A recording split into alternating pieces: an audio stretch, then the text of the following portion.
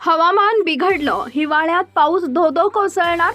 हवामान विभागाकडून yellow alert. शेतकऱ्यांसाठी महत्त्वाची बातमी आहे.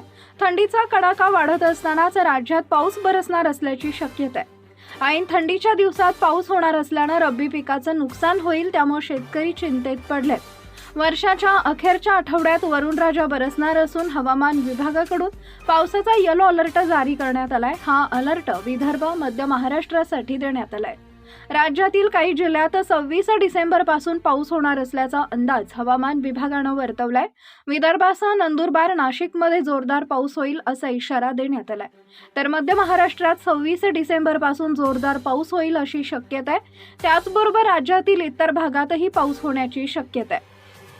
ईशान्येकडील राज्यांमध्ये पावसासाठी पोषक वातावरण तयार झाल्यानं राज्यात पुढील काही दिवसात पाऊस होणार असल्याचा अंदाज आहे.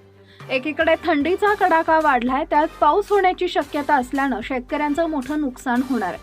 पश्चिमी प्रकोपाच्या प्रेरित परिणामातून नाताळ सणात म्हणजेच 25 ते 29 डिसेंबर बुधवार ते रविवार 5 दिवसापासून संपूर्ण महाराष्ट्रात भाग बदलत ढगाळ वातावरण राहून तुरळक ठिकाणी किरकोळ पावसाची शक्यताही सध्या जाणवू लागली आहे.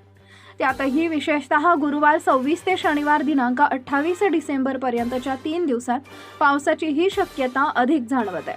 त्यामुळे गहू, हरभऱ्यासारख्या पिकांना या पावसानं लाभ होऊ शकतो असं वाटतं.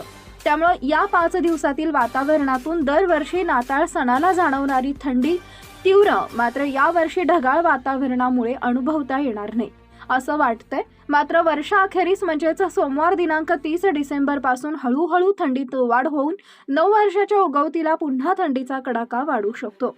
नवीन अपडेट मिळवण्यासाठी आता लगेच आपल्या चॅनलला सबस्क्राईब करा. धन्यवाद.